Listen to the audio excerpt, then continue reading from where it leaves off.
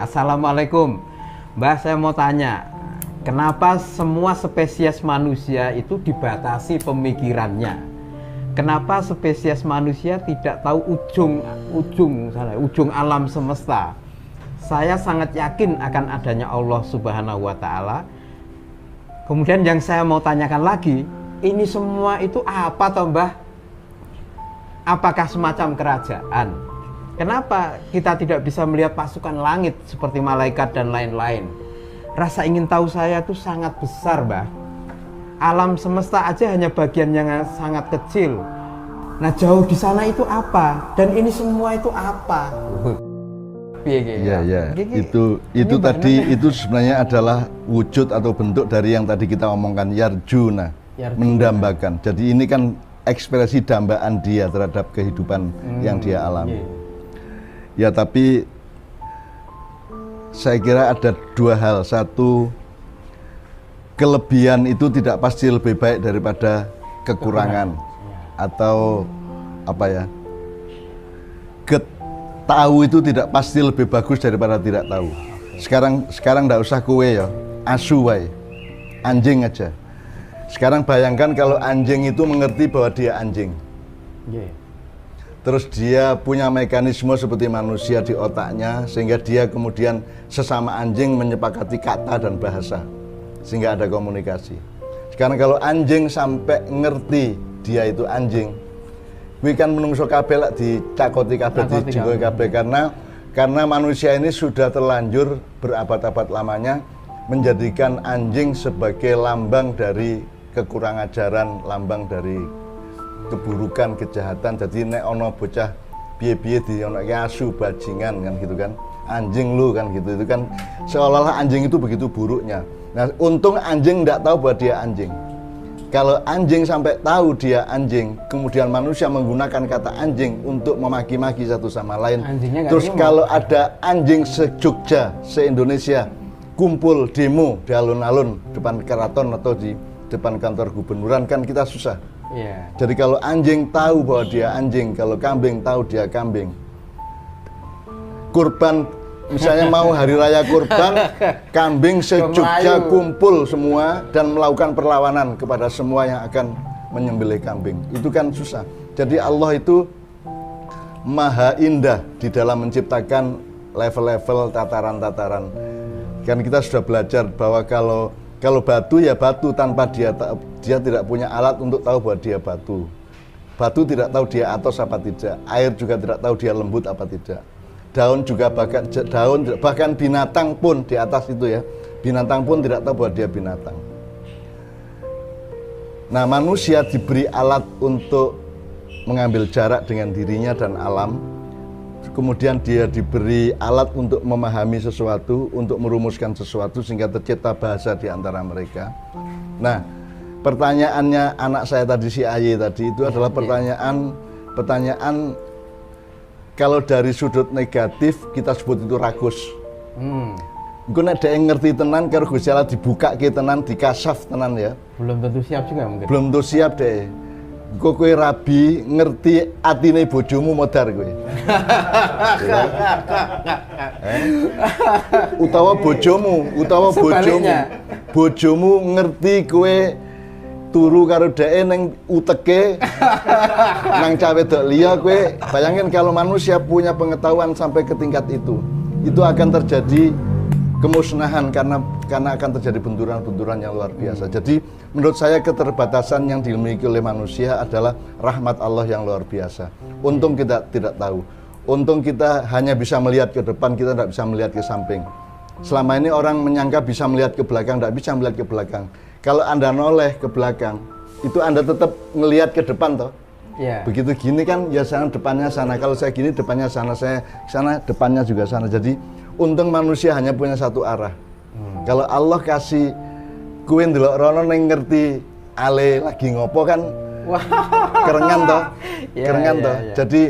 Jadi Allah meminimalisir sumber konflik di antara manusia. Kalau misalnya gini, ini kan tadi ada yang disebut kasaf atau makrifat. Artinya kalau kita boleh mendambakan makrifat atau kasaf itu sebatas atau sejauh apa, atau kasaf atau makrifat tentang Ya, apa, Mbah? kuncinya atau parameter utamanya manfaat. Manfaat. Ya? Anda mau sampai ke tingkat makrifat ke level berapa itu tidak ada masalah asal outputnya makrifat. Kita kembali ke tadabbur, kita kembali asas manfaat. Jadi untuk apa, sama dengan sekolah atau makrifat itu? Ya. Waktu SD kamu tahu ini, SMP tahu itu, SMA tahu lebih luas lagi.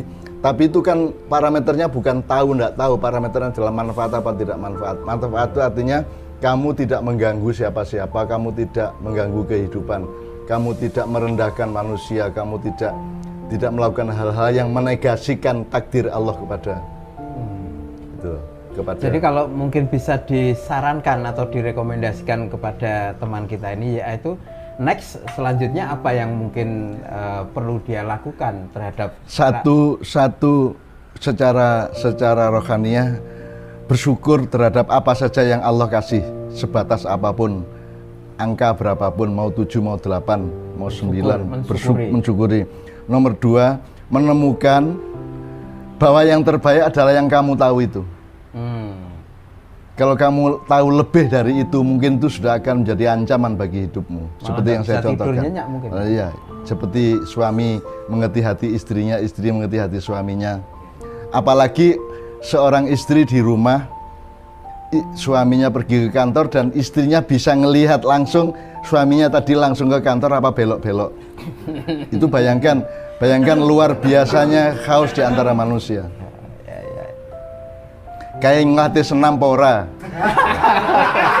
Ya toh? Kowe bojomu ngerti coba piye kowe? Berat toh kowe.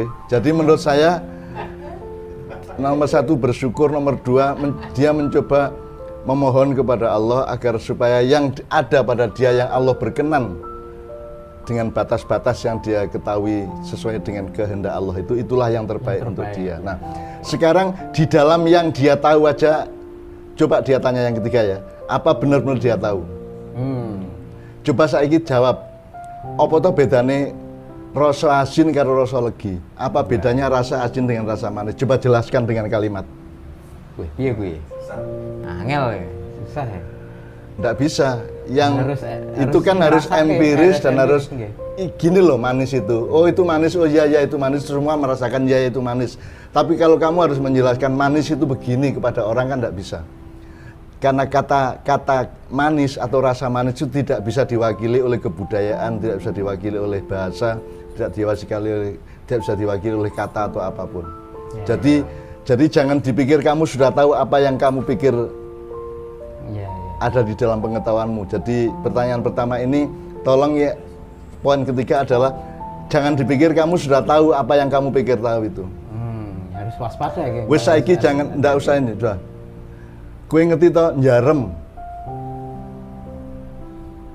Nek sakit itu kan ono njarem, ono cenut-cenut, ono perih, ono linu, pegel.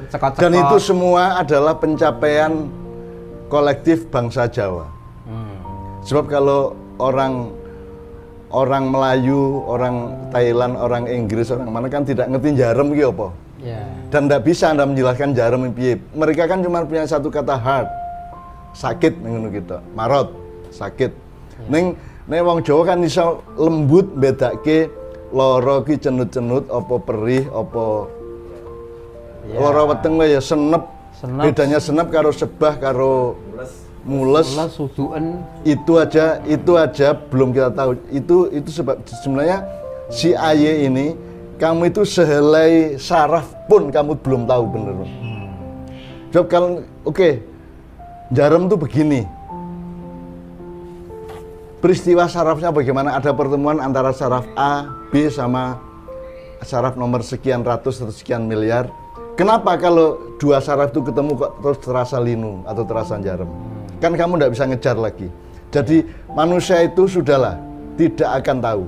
Nikmatilah hidupmu, berendah hatilah kepada Allah dan sama manusia, bersyukurlah sebanyak-banyaknya. Menurut saya seperti itu, Hel. Oke. Matur nuwun, Mbah. Gitu ya, Mas. Ya, itu jawaban dan respon dari Mbah Nun. Saya berharap itu membuat Anda semakin atau lebih revive gitu ya. Oke, matur nuwun. Saya mau